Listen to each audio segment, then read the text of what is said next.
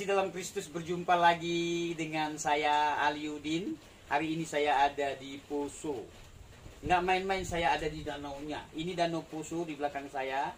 Dan ada di sebelah kanan saya terbentang danau Poso yang indah, sangat luar biasa. Cantik, pemandangan indah luar biasa. Tetapi sayang sekali karena hari ini baru selesai hujan. Jadi mendung, cukup mendung. Tadi hujan cukup deras. Jadi pemandangan kurang bisa kita lihat dengan baik.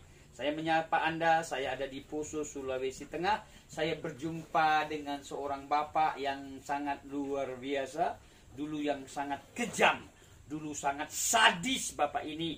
Dulu bapak ini membakar banyak gereja, membakar pembunuhan terjadi sangat luar biasa di Poso. Tetapi sebelum kami berbicara lebih jauh, berbincang arahnya ke situ, saya mau tanya. Ya silakan Bapak, dengan Bapak siapa dan bagaimana dulu waktu di Muslim. Kebetulan Bapak ini agamanya juga dulu Islam. Jadi tentunya punya pengalaman yang Bapak ini alami. Ya, jadi Bapak bisa ceritakan nama Bapak dan dari mana asalnya Bapak dan bagaimana apa yang Bapak lakukan dulu waktu masih Muslim. Saya belum bertanya bagaimana Bapak percaya dengan Tuhan. Bapak hanya menjawab bagaimana waktu Bapak dulu Muslim, apa yang Bapak lakukan. Dan silakan bisa perkenalkan kepada pemirsa, orang-orang yang menonton kita saat hari ini. Silakan Bapak. Ya, nama saya Pendeta Muda Suparman Ahardi. Saya lahir dari keluarga Muslim di Kota Poso, dan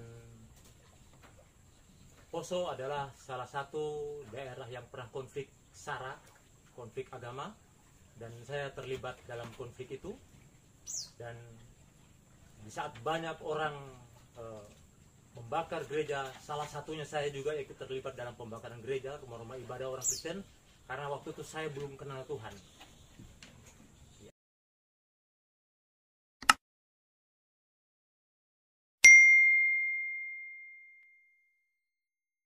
Orang Kristen, karena waktu itu saya belum kenal Tuhan. Ya. Waktu kerusuhan itu apa yang Bapak lakukan?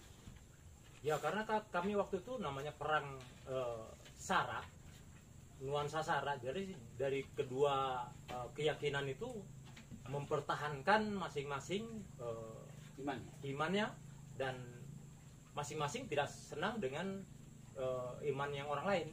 Dan waktu itu banyak juga masjid dibakar, dan kita juga bakar gereja juga, bakar rumah-rumahnya orang-orang Kristen yang ada di kota pada waktu itu.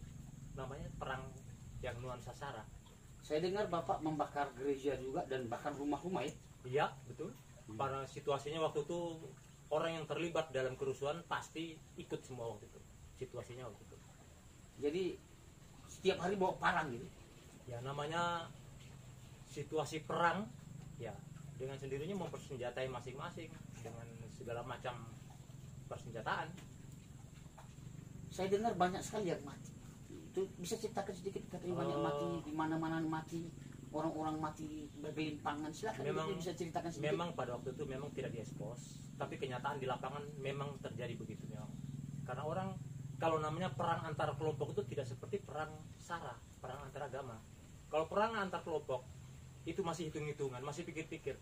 Tapi kalau berbicara tentang keyakinan, mati, orang akan berani walaupun mati sekalipun. Itu adalah perang mempertahankan iman. Ya, bagaimana Anda melihat katanya mayat-mayat banyak di sungai atau di kota, atau apa dia bisa ceritakan sedikit? Ya, situasinya pada waktu itu memang kelihatannya masa itu sudah tidak bisa dipisah dalam jangka waktu berhari-hari bahkan berminggu-minggu, sehingga banyak korban pada waktu itu. Ya, seperti saya katakan tadi bahwa korban itu bisa saja terjadi karena masing-masing mempertahankan iman. Itu bukan mempertahankan soal kelompok, perang kampung atau apa, tapi kalau berbicara tentang iman, mati sekalipun orang berani. Kenapa Anda punya pikiran seperti itu? Ya, pada waktu itu ya, mati. Di saat waktu itu kan, di saat saya belum kenal Tuhan juga, kekristenan di mata saya itu adalah tidak baik. Kekristenan di mata orang Muslim di tengah kota waktu itu adalah orang Kristen itu tidak bisa memberikan contoh, arogan, pemabuk, dan hal-hal yang tidak baik. Itu pada waktu di saat saya belum kenal Injil dan mengenal Tuhan. Terus saya mau tanya, bagaimana dengan keluarga Anda waktu itu? Keluarga Anda bagaimana? Apakah mereka Muslim yang taat atau bagaimana? Bisa ceritakan sedikit tentang Ya, keluarga? kalau keluarga memang keluarga Bapak, Ibu. dari keluarga Muslim. Ibu saya seorang haji juga. Keluarga saya, kakak-kakak saya banyak yang haji juga. Ibu haji, Ya, kakak-kakak haji ya? Dan keluarga kami adalah keluarga yang taat beragama. Taat Islam, beragama ya? Ya. Nah, terus saya mau tanya ini, bagaimana perjumpaan dengan Yesus waktu itu sehingga bisa meyakini, mengimani, "Ah, inilah Yesus Tuhanku"? Bagaimana itu? Bisa ceritakan sedikit? Awalnya saya kenal Tuhan karena lihat mujizat. Tapi awal dari itu, di saat kami masih ada di Kota Poso sebelum kerusuhan terjadi, Tuhan pertemukan dengan seorang perempuan, pacar saya waktu itu, dan kami pacaran 10 tahun. 10 tahun pacaran ya? Pacar saya itu adalah seorang Nasrani Oh. dan saya seorang Muslim. Hmm. Kami ingin membangun hubungan itu lebih panjang ke jenjang perkawinan, tetapi terkendala dengan keyakinan. Dengan agama ya? Ternyata mantan pacar saya dulu itu seorang perempuan yang taat sekali, dan dia seorang pendoa. Dan saya juga seorang Muslim, dan kami masing-masing bertahan sehingga 10 tahun lebih kami tidak bisa diikat dalam satu ikatan perkawinan. Tahun 97 kami diikat dengan perkawinan adat Poso, adat Pamona, sehingga kami bisa berkeluarga. Dan pada waktu itu kerusuhan pertama terjadi. Setelah kerusuhan pertama itu, saya tidak melihat bahwa itu adalah nuansa SARA. Kerusuhan kedua, baru di situ ada nuansa SARA, dan kami tidak bisa hidup bersama karena kami beda keyakinan. Saya akan bawa ke kota di Poso, dia seorang Nasrani. Saya akan berada di daerah sini, daerah Centena, saya seorang Muslim. Sehingga kami berpisah, dan saya ikut dalam kerusuhan, pecahnya kerusuhan kedua di Poso itu sampai ke kerusuhan ketiga. Di saat saya kenal dengan Tuhan, Bagaimana waktu itu istri? Istri dibawa kemana? istri saya bawa di Tentena sama orang tuanya, dan Sama orang saya tuanya. ke Poso di kota. Saya ikut perang di Poso. Di kota? Iya. Nah, kan istri orang Kristen. Anda tidak ada niat untuk membunuh keluarga istri atau saudara-saudaranya? Karena berlawanan. Pasti itu ada. Ada. Sebenarnya pasti itu ada, karena itu visi, itu misi itu. Orang kafir itu darahnya halal. Orang kafir, orang murtad juga itu darahnya halal. Itu jadi waktu itu saya posisinya berada di tengah. Nah, dan saya tidak tahu, itulah Tuhan kita yang ajaib, yang saya tidak pernah melihat apa yang Tuhan mau buat dalam kehidupan saya. Satu kesaksian, di saat setelah habis kerusuhan itu, kami pindah ke satu daerah, tepatnya di daerah Kota Luwuk, karena saya tidak bisa hidup di Tentena dan dia tidak bisa hidup di kota. Kami ke Luwuk. Setelah dari Luwuk, baru kami tinggal di Tentena.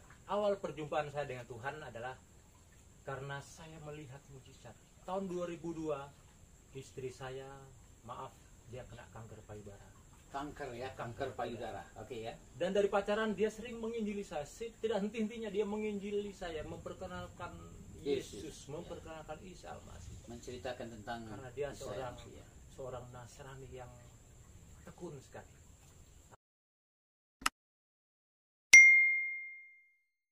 Nasrani yang tekun sekali. Nah, pada waktu itu saya tidak bisa menerima. Tapi di saat 2002, di saat istri saya kena kanker, di saat dia menginjili saya sudah enak, sudah titik nadir saya yang terakhir. Sudah enak ya. Dengar tentang Yesus itu saya sudah tidak bisa. Iya. Maka saya tantang dia. Kalau Yesusmu bisa menyembuhkan kau punya kanker payudara, saya angkat tangan, saya bilang. Karena saya yakin, siapa sih yang sembuh kanker payudara? Saya selama hidup saya tidak pernah lihat orang sembuh dengan medis, dengan terapi, operasi kanker payudara itu. Kayak seperti kita potong batang pisang, habis dipotong 2 jam tumbuh lagi. Saya tantang dia, kalau Yesusmu bisa menyembuhkan kamu, Saya angkat tangan. Tapi saya yakin tidak mungkin. Itu dulu mujizat itu. Terus bagaimana dengan istri? Istri saya tetap semangat. Dia berkata, nanti kau lihat nanti bagaimana Isa Al-Masih itu, sedangkan orang mati saja dia bangkitkan. Oh, istri bilang begitu ya? Cuma ini dia bilang, orang pendarahan dia bisa sembuhkan, orang yang buta bisa melihat. Saya bilang, saya tahu itu, tapi itu dulu. Sekarang sudah tidak ada. Tapi dia bilang, sekarang mujizat dari dulu sekarang sampai selama-lama tetap ada. Maka saya buktikan, proses selama 2 tahun lebih dia menderita kanker payudara. Puncaknya 2006, puncaknya penyakit itu berakhir dengan cara pecah kankernya. Pecah 1 bulan kemudian dia mukanya sudah pucat, sudah kehabisan darah, dia sudah tidak bisa tidur.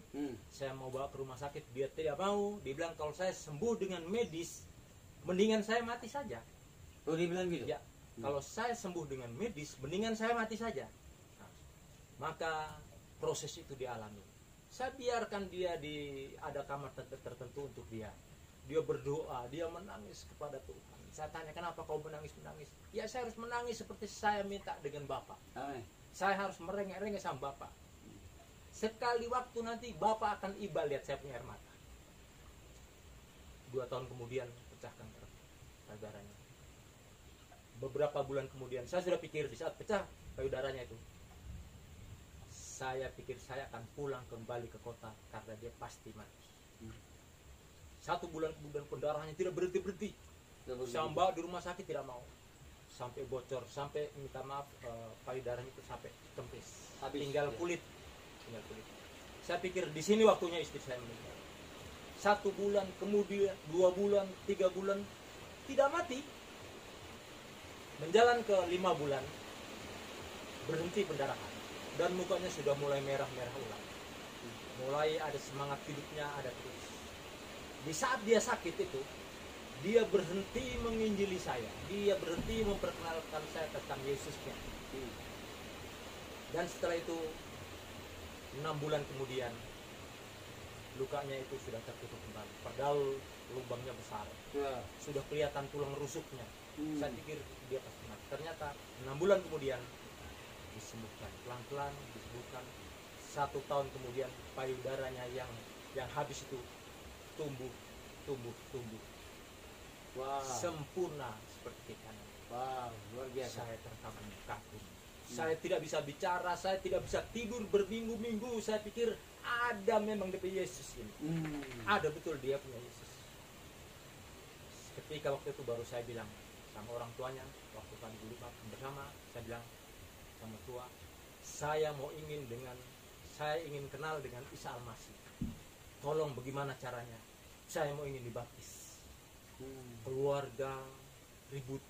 Itu sudah habis kerusuhan keluarga ribut. Keluarga kita. Keluarga yang di pihak istri. Siapa yang tekan kamu? Siapa yang paksa kamu? Saya bilang tidak. Saya melihat itu keluarga bertanya ya. Saya melihat itu mujizat itu terjadi dengan mata kepala saya sendiri, terjadi dengan berproses bertahun dan berbulan setelah proses itu. Dan waktu itu saya belajar, saya bilang saya ingin kenal dengan Tuhan.